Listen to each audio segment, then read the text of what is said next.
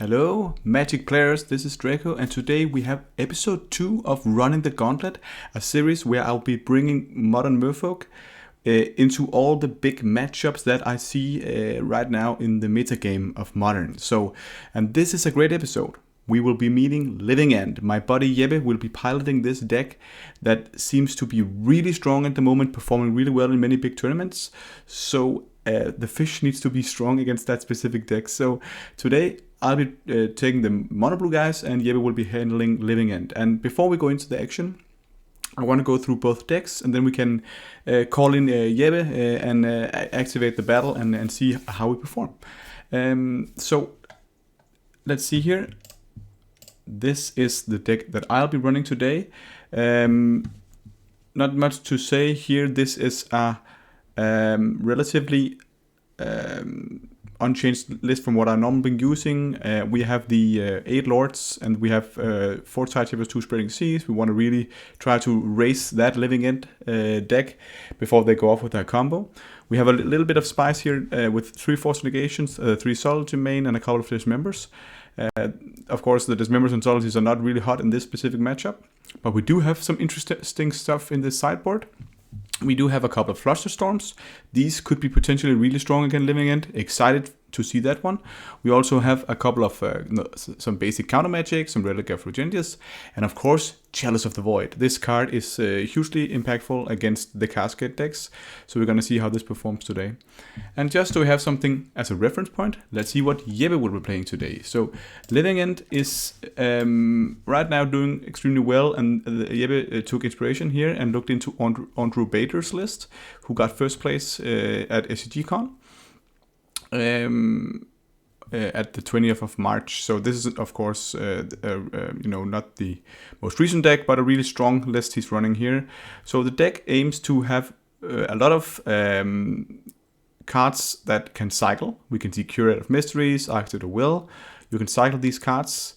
Street Wraith you can cycle, Colossal Sky Turtle you can channel, get into the graveyard. Striped Riverwinder, you can cycle that for 1 mana. And cycling these cards allows you to fill up your graveyard, and then at some point you'll play a Violent Outburst that cascades, or a Shardless Agent that cascades, and notice that there's no cards that cost 2 or 1 mana, so it'll automatically go down and look for the next cheapest spell, which is Living End. Exactly. Each player exiles all creature cards from their graveyards and then sacrifice all creatures they control, then puts all cards exiled this way into the battlefield. So this is a modern take on Living Death, which was a card way back from Tempest, one of my pet cards that just did the same effect, but you can just play it. But this one is really cool because you can cheat it out really fast. So really strong deck, and we're gonna try to see if we can beat it today. So let's see if we can get Jeppebc on the line here, and also let's play some casual music here.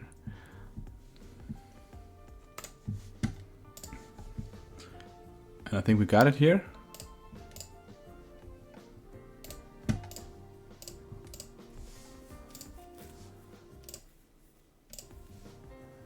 Yeah, okay.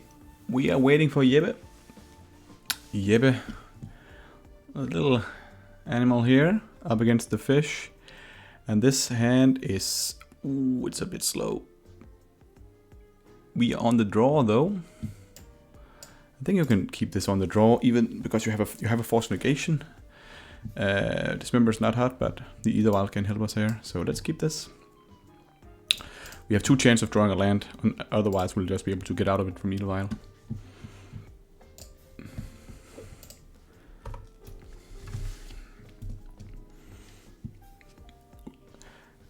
Yeah, okay, Jeppebc, he also held his hand. And we see we get into a Misty Rainforest. They typically don't do much in the start of the game when we play against these decks here. Ooh, no land. Luckily we got the Either Wild. And the Either Wild needs to make do work.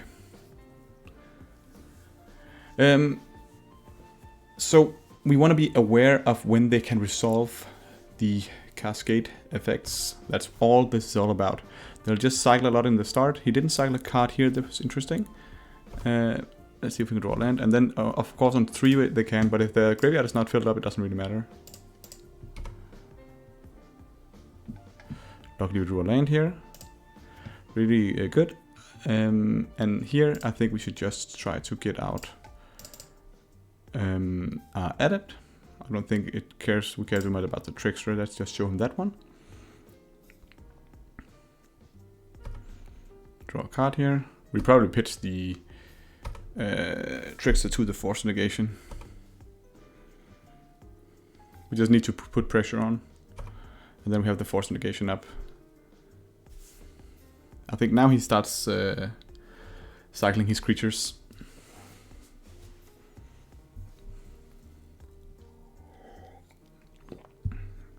Here it comes, the first one. Wake of Waves, this is a great one. Wake of Waves allows him to pay 2 cards to look at the top 2 cards of his library and put one of them into your hand and one into graveyard. So potentially he can get another creature, and it's also a 7/7. So here, now he already have 2 creatures in. So now the living end is actually starting to become relevant. He plays down Botanical Sanctum. Now he can actually resolve it. And he does Grief. This is a great play. Grief is really annoying for us here. This is one of the reasons why Subtlety is actually not the worst in game 1.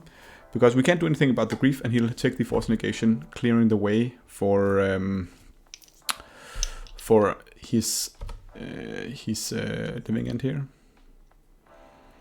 He does have blue mana.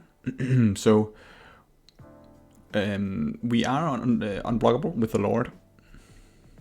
The problem is that the Wake of Waves also has the unfortunate effect of diminishing our power on our entire team, so not as cool. Wow, he took the Dismember. That is crazy. What does that mean?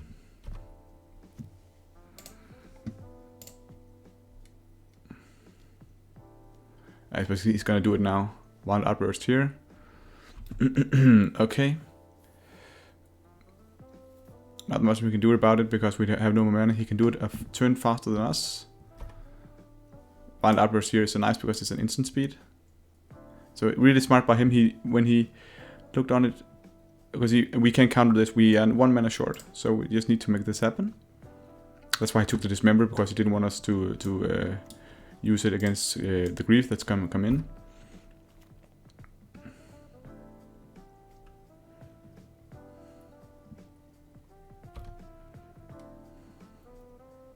So now he can actually use Grief again. Really strong play here. Taking one of our Tricksters. And now he has a great strong team here. We of course are going to take this up. So this is looking tough now. So I think what we need to do is that we need to tap down the Waker with the Trickster. And then potentially just play 2 Lords next turn. Maybe we should play 1 Lord now. I don't think really that the Force is going to matter. He's not going to use it again. So I think we should just play down the Trickster, tapping down his Waker.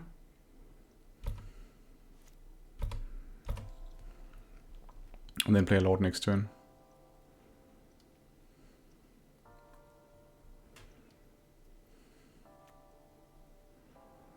So when he goes to attack here, we can take down the Trickster, tapping down the Waker just to avoid damage, but we're still going to take 8 damage here.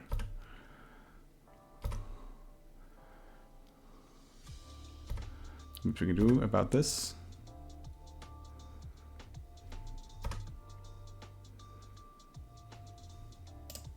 Then we can take in 1 Lord. Take the one he doesn't know about.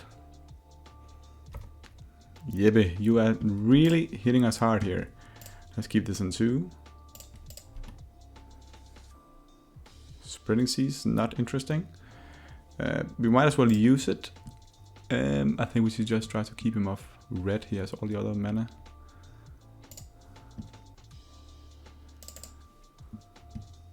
Let's just do this first to get information. Let's see our creatures now. 1, 2, 2, 3. The Waker is really effective here. We can actually force this. Pretty annoying.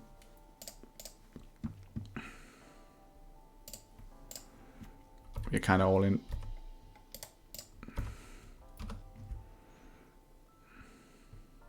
So you can see they play Forest main deck 4 of, exactly 4. And the cool thing about that is that even though I had a counter spell when he did the Violent Outburst, even though I was able to force, he could then force it as well.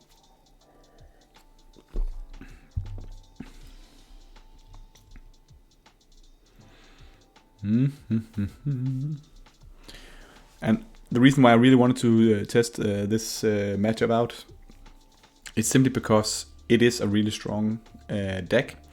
It's a tough matchup, and I think one of the reasons why this is a tough matchup is it's really good in the meta in general, but against us particularly because the living end effect also is a board clear. And now I think we need to, what's it, 12? We need to jump block, not exciting.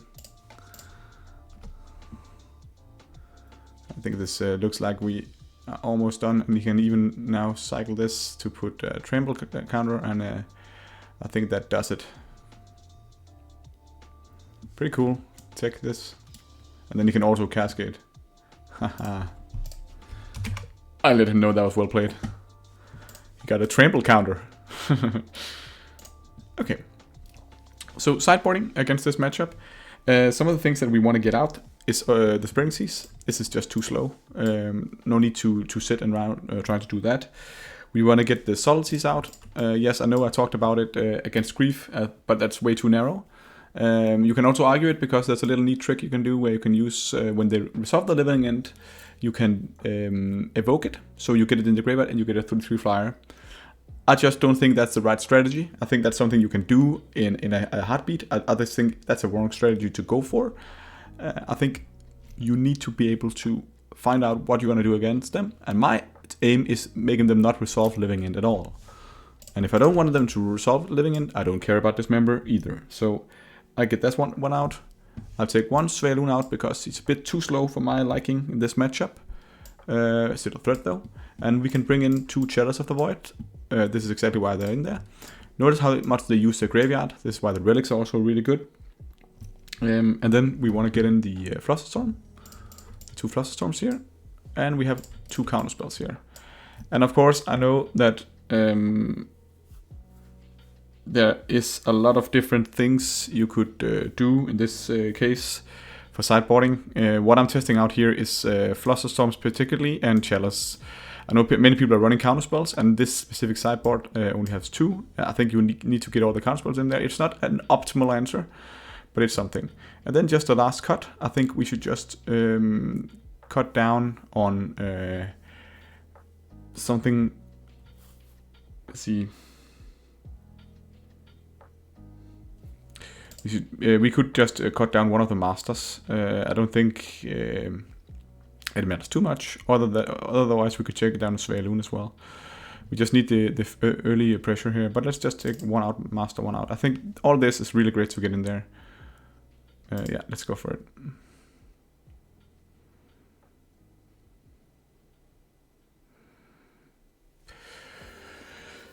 So I think we got a better matchup post sideboard.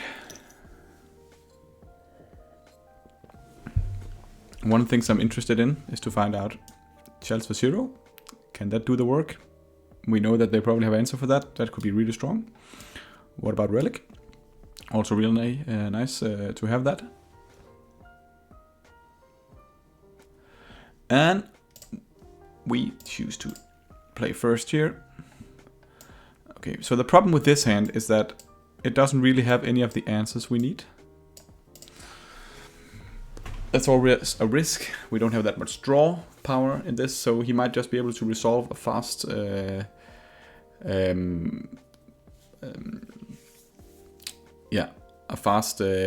combo. So I do believe that even though this is a dream hand with an either vial, you can go into a fast tide share into Lord Lenses. What if he just resolve his combo?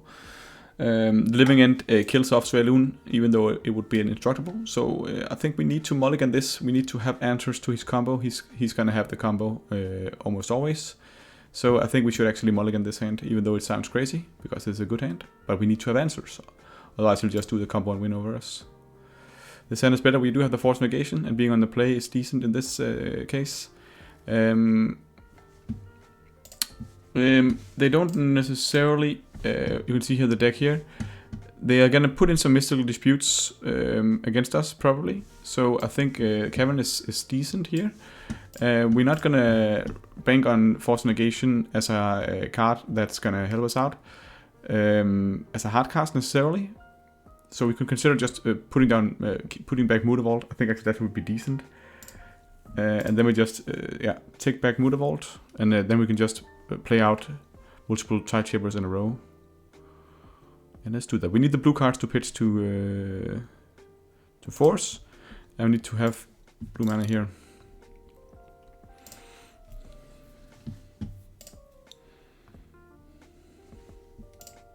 He goes to 5 cards. Interesting.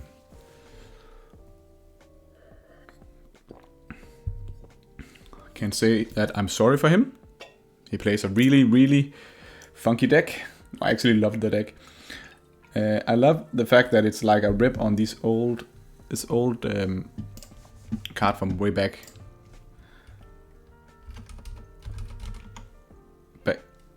when I was a young guy playing with Living Death.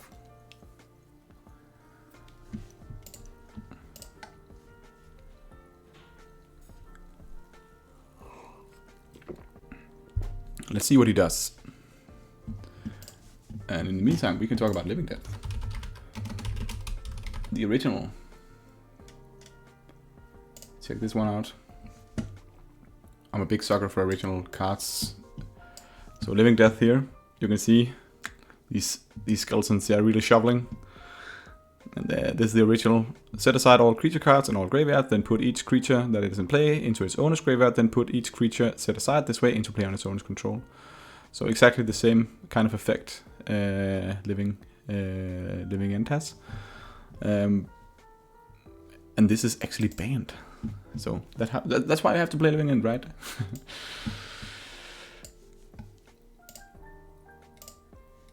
Okay. He kept his 5 hand. It's pretty nice. Let's just start by playing out a Tideshaper. I don't think mana denying them is the right way of going about it in this matchup. So Tideshaper is just here a strong 1/1. Mystical Dispute is actually a really nice check because it's a 3 mana counter, so it won't get hit by the Cascade. And hopefully we can bait him here to hold up mana for the Mystical Dispute. So now we have a 2/2. Thank you, Jeppebc, providing us crucial power and toughness. Either while you're late to the party, bro.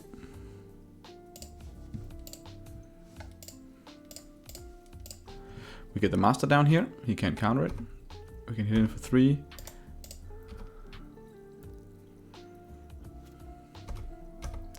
Next turn, it would be good to either draw a blue card or a land. A blue base land, so we can play the force actually.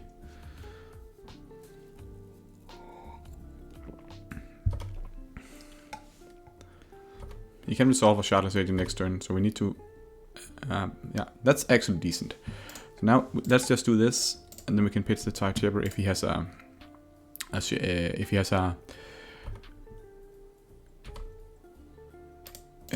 if he uses Shardless Agent.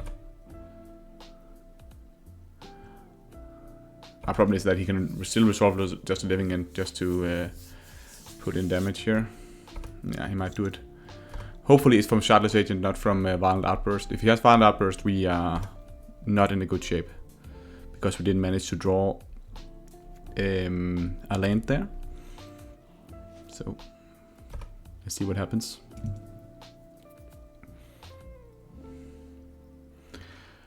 Oh, he can he do the Grief play again?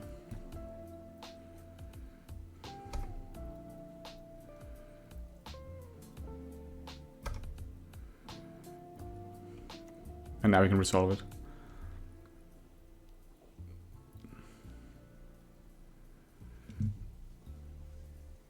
Yeah. I think that's a game. So, really fast match. Luckily for us, we have the chance of doing a really fast rematch. We want to test out the sideboard cards again.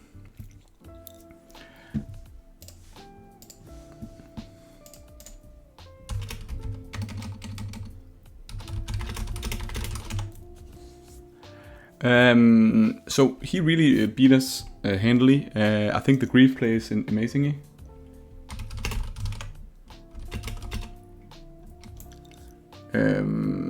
I think we can definitely see the drawback of counter magic, because we have the counter magic in both situations ready, but because of Grief he can protect his combo really well. This end, we are on the play, but this is too slow. We need to mulligan this.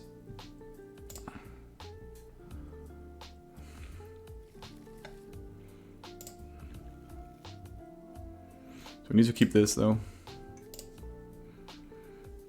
We need to draw land immediately.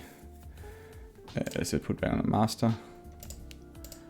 This one has some unfortunate hands.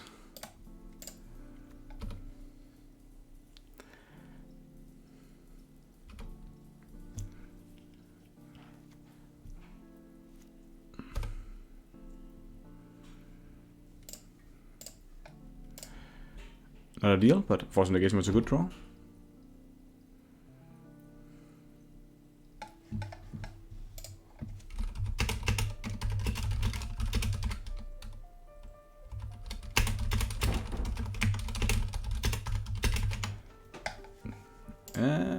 Yes. Nothing yet from Jeppebc. He can resolve it next turn. Sword land here. No bueno.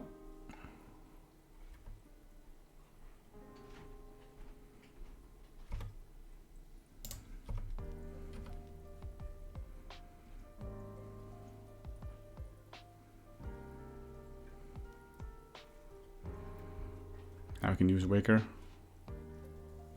Waker of the Waves.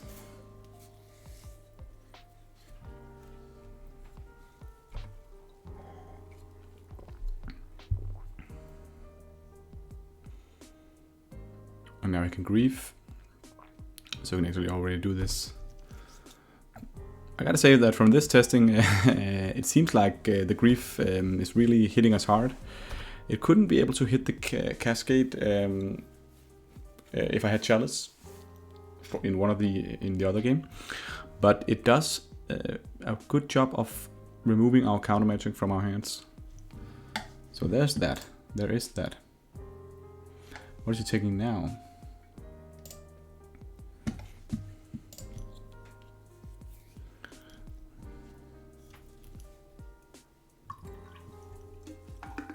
Yeah, he took the Force this time, so now he can just resolve it. Get 3 creases in, and I think we won't be able to do much about that. Sideboard. These games are going rad and quick. So we did the same thing before. Put in these guys. Still think the counter magic is good. And the Flusterstorm is amazing. Here you can see we can take out the Dismembers. But maybe we should try holding in the subtleties. That could be actually pretty fun. Maybe these Veilunts are just too slow. We don't want Spreading Seas. Let's get them out there. Considering holding in these ones, all of this is good. Maybe the counterspell is not that interesting. Maybe counter magic is just good. Let's hold in 2 subtleties. And then maybe we I don't know exactly if this Veilunts is just simply too slow in this matchup, because it's gonna happen before they even go online. So let's just take those out and get counterspells in. Now we have a lot of things we can do. Yeah, let's try this. Just a little tricky change. Maybe this Veilun will never really be relevant. I would like to play first, thank you. Ooh, this end. Now we can see if Relic can help us here. I actually think it's correct to start with Tide Chipper.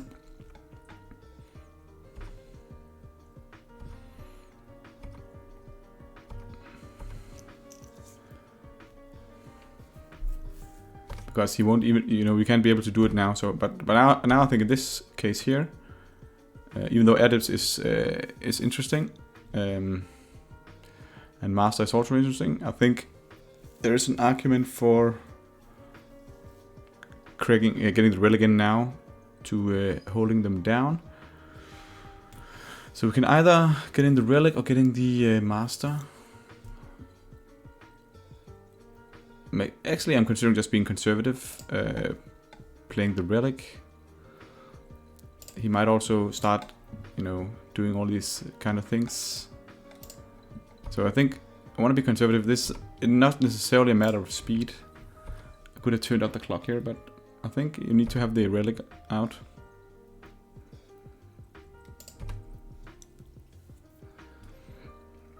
Now we can also hold up mana for cracking the Relic next turn.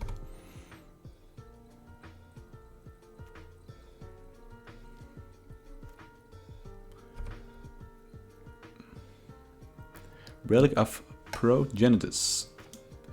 I don't know if that's Relic of Prometheus. Isn't that the movie, the bad alien movie? Relic of Prometheus. Kind of the same thing.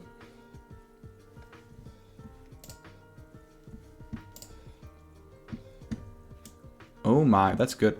So he evokes this one.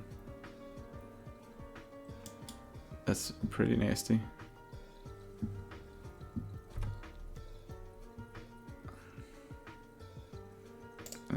We of course can crack it in response.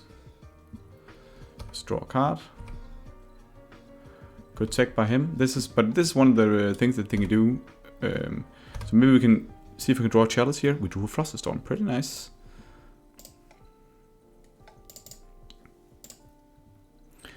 That's pretty nice. Relic again. Oh, Relic again is also interesting.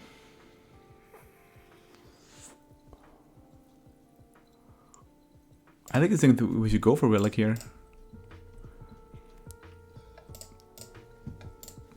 The problem with Flusterstorm using it here is that could be potentially a risk if he just griefs and goes for it. Now he at least doesn't get that creature in. And if he passes, that they also often do, if he passes the turn, trying to do it in our turn, then we have the Flusterstorm up anyways. Oh, it comes in again. Another one. And this time we can't crack it in response. Foundation Breaker. Yeah, cool card. Cool little nifty tech here.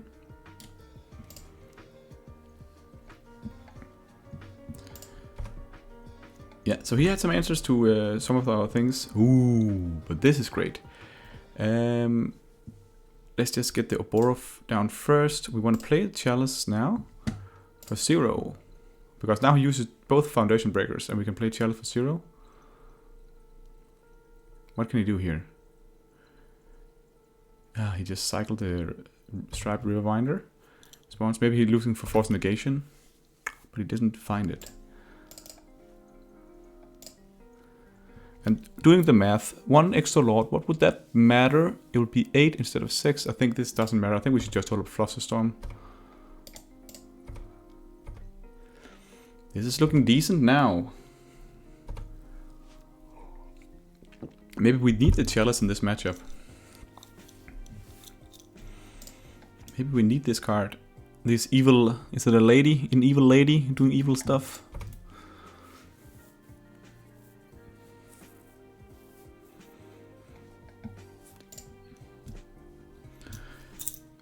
We got a game. We got a game. Okay. On the draw, counterspell is worse. Force Negation is worse.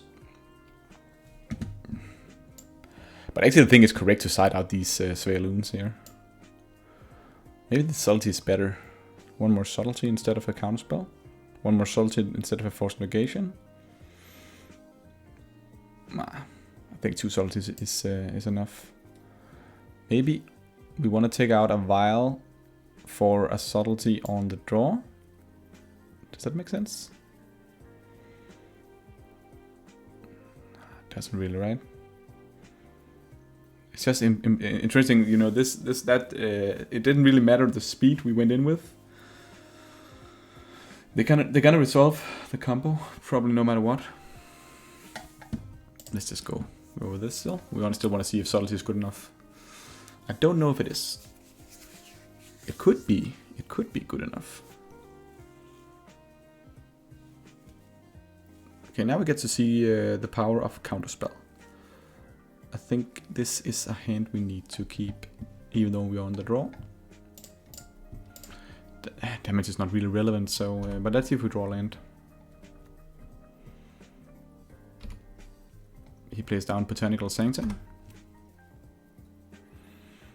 We want to get out Vial, and we want to be able to have counterspell up. So we should play Blue Source Vial. That's the tricky thing about this hand here.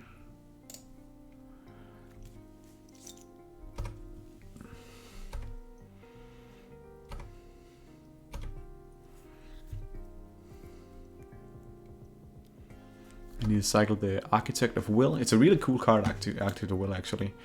It allows him to look at the top 3 cards of my library and put them back in any order when it comes in from the graveyard. It's pretty nifty because then, even though it's not automatically a win resolving Living End, but this way it's really strong because he will also make sure that I don't get a good, you know, top deck or something.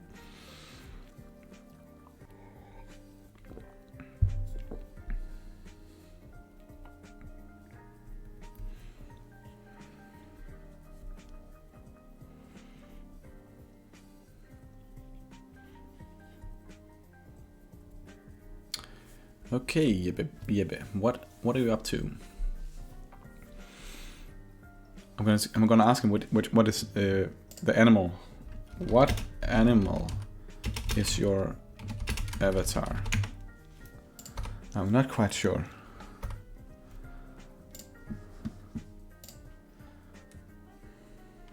Blue source, blue source, blue source, blue source. Yes. Is he resolving this next turn? Do I need to keep up mana now? Will he be doing that?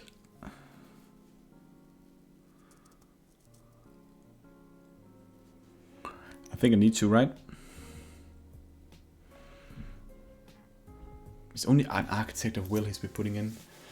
Is that really that dangerous? He could be cycling 2 things now, though. And he could also be using Grief. I think we need to do this. Like this really slow burn. Yeah, and that is actually also why Ether Vial is good. Because you need, when you hold up counter magic, we need to be able to vial in our threats instead. Here comes the cycles.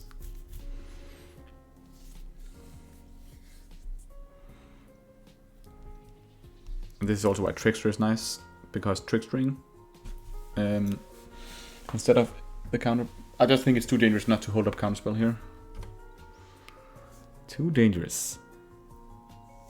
I don't want to gamble. It's an otter. Yeah, of course it's an otter. Ah. It's an otter. Thank you. I got a little lesson in the animal kingdom today. I'm glad. Ah, he's not going for it. He's cycling looking for lands, maybe. The good thing about this is that now we got our Vial up and running. Draw an island. Do we care about the... Don't think we do. I think we should just pay out Mutavault. Let's do that. We just pass the turn. And we have the option of just putting in adepts. Also, if you want to find another counter magic.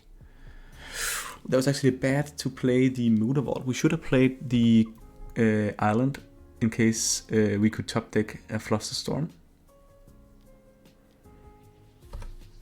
Oh, he is looking for lands here. So then we can start attacking with Motor Vault. Maybe we should just put in a couple of lords then.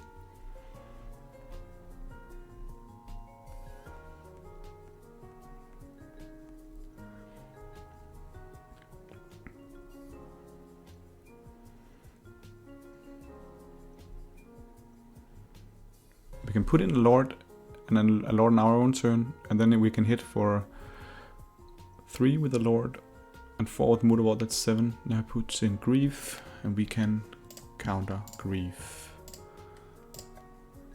Let's do that. And now I think we should put in Adept simply because we need the information. We need to draw something. There's a Flushstone. I called it. Haha. We just keep this on 2. Let's get in some lords. Tide Chipper is interesting. I think actually we need to Tide Chipper now. What we can do here is that we can just put in a lord. And then we can Tide Chipper away the red mana.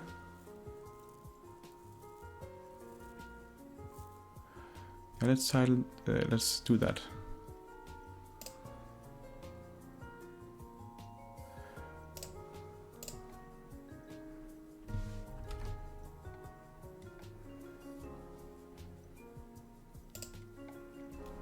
I can attack with Motor Vault anyways. So now we can take a red mana off. We can put in a lord. Of course we take the Lord of Atlantis. And now we look at the math. How much damage can we do?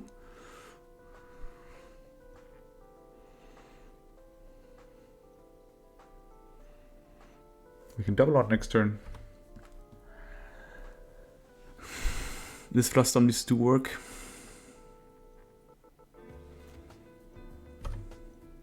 But if he taps out for Shardless Agent here, we could just Flusterstorm it. So he needs to have another Grief. And how much damage can we do?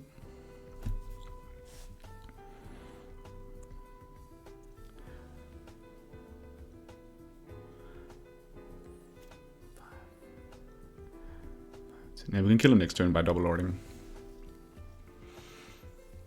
Ooh, yeah, that's pretty good. Can we still kill him if he does this? Let's see. We do 4, 8, 9, 10, 11. Yeah, we still kill him. That doesn't matter. Go ahead, bro. We already got our value from everything here.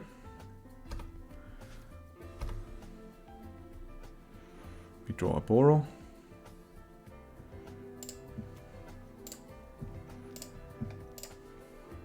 Perfect, now we can also hold a Flusterstorm.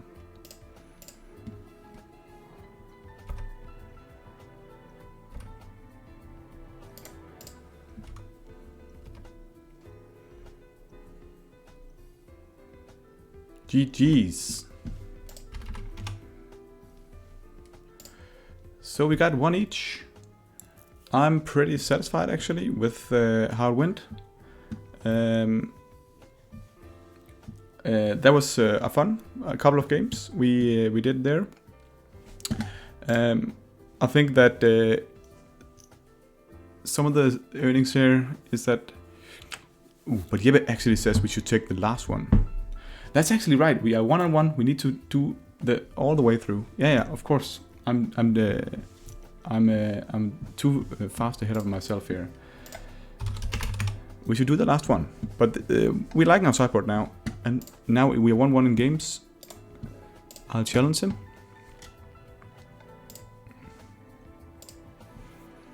And we did really enjoy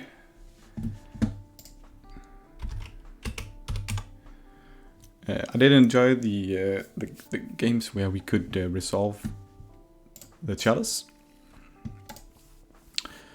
Okay, this hand, we do have Force Negation, we do have Subtlety. So I think we should actually try to keep this. We can play down Mimic and then start chaining Lords.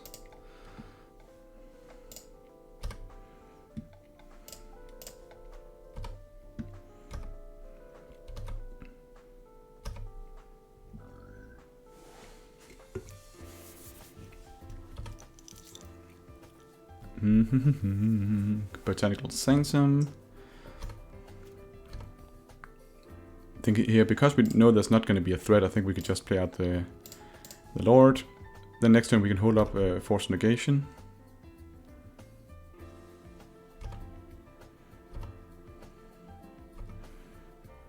And then play Trickster if he doesn't play anything. There's something cool about playing a Lord of Atlantis on empty board, right? I love this art. So cool. Moonwall, that's decent.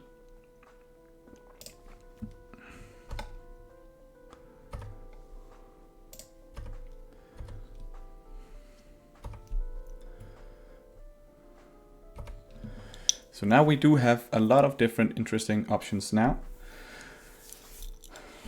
We got both a Force and a Subtlety. We might burn down our hand here, but yes, what is this? 3 striped Riverminders in his striped grave.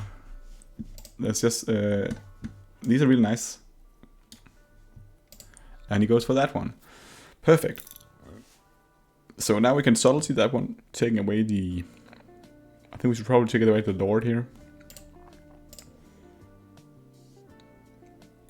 We need to do it now, because otherwise he'll just resolve the Shardless agent. And I think we should take away... It's going to probably come back next turn. So what do we need to do it. And now we're testing if subtlety is good against grief, right? In this case, what is best? He's not going to play it afterwards, so I won't be able to put in Trickster. I should just take away Trickster, right? If we take away Trickster, I'm not deploying a threat, but Trickster 3/3. I think I should check the Lord here. Let's see if he takes it on top. I think it was close against a Lord and a Trickster here. Ooh, what does he do now? What is this? Is he considering countering? I thought maybe he wanted to counter it, but they don't play counter spells before sideboarding. Okay. Also a little nice that now we actually have a subtlety in the yard. We just need to punish his life total.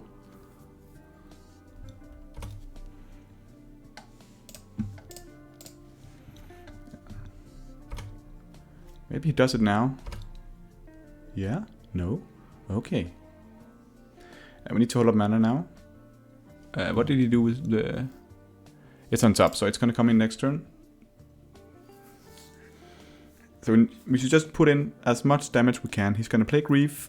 He's going to take our Force. He's going to get all the Riverbinders back. But we can take him down a lot of damage here. And then you have the option of Otawara next turn. He can't take out of Otawara, so we might as well just play down the land. The problem is that we can't get this back to hand, so we need to take the... Grief back to hand.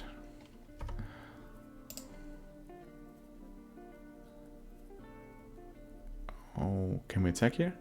Yeah, he's gonna Grief anyway, right? Is that a big, too big of a gamble? We know he's gonna Grief next turn to protect his combo, right? So this is like 8 damage. I think we do it actually, we gamble. I don't think he dares do it in step. We look like we have a counter magic up here. We're playing a really risky game here because we can't do it now.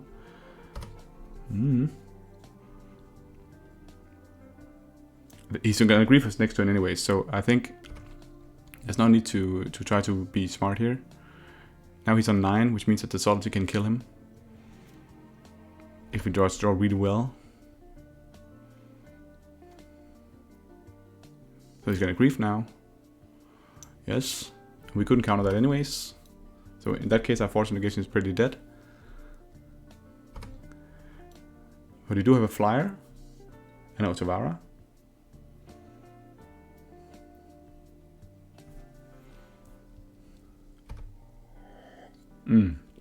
Now it's getting too much value.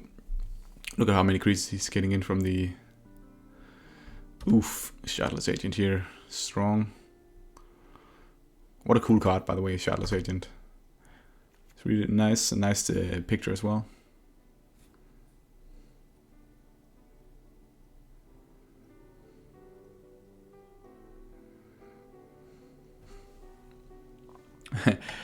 These are things on the stack.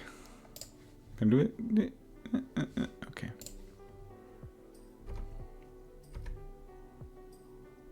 He gets to use his grief. Why can't I get to use my subtlety to remove something? Okay, can win here. Can win. No. Okay, so this is horrible. You can see, you know, getting the subtlety in the graveyard. You know, people talking about that battle plan. It's not really good. I liked what we did. I'm gonna do it again. We're going to do it again.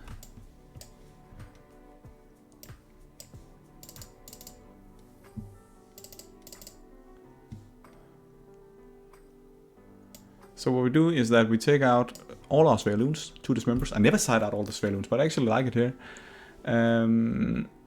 We side out one of the subtleties, so we have 2 in against Grief still. Could be nice. We side out the Spreading Seas. We get in the Relics of Progenitors. We get in the Chalices. We get a little counter magic from Flusterstorm. Let's see if we can get Flusterstorm up and running here.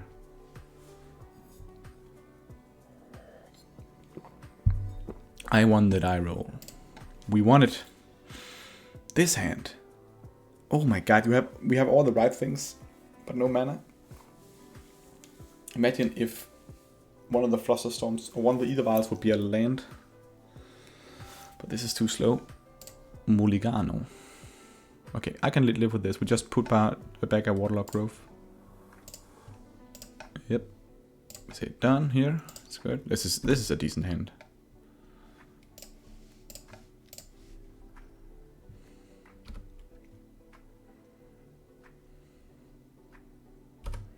The big problem is actually Grief. It's funny to see. It's such a strong play when he can protect his combo with Grief. And typically, I think maybe the good players will also sit and wait. Okay, if we just want to get aggressive as possible, we just play out. Ooh, subtlety, nice. Let's just get out the master and then we can violin the shaper. Just to beat him down.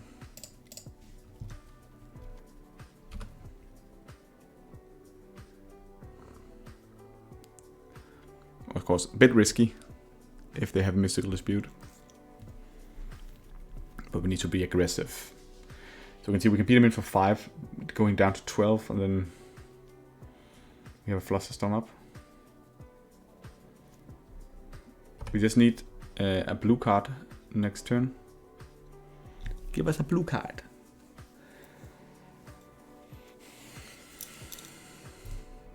That is interesting, to say the least. We have the option also of considering not putting it in. I have so many cards. Because is this a guy who is not have any green sources? Why is he playing Otavara at this point?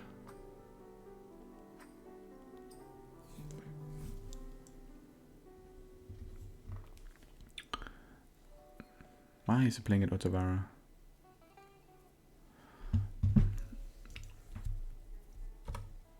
Can we mana deny him?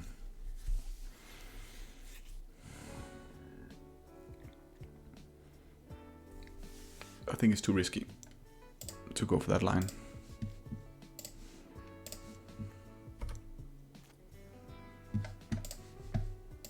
We take this up, maybe we can draw Adept. Otavara, not hot. We need to play this down so we can cycle Waterlogged Grove into something. I think we should wait on doing that.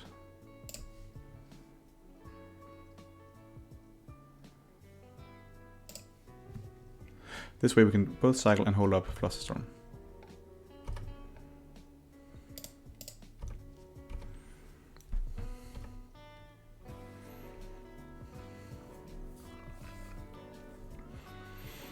Okay, so here's to not having Grief and Shardless Agent combo.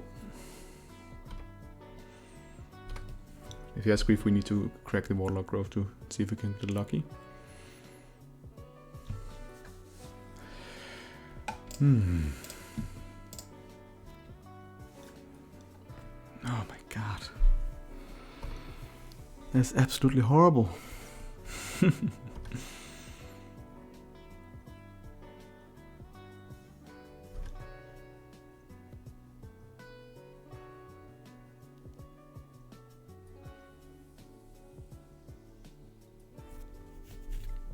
What's gonna happen now?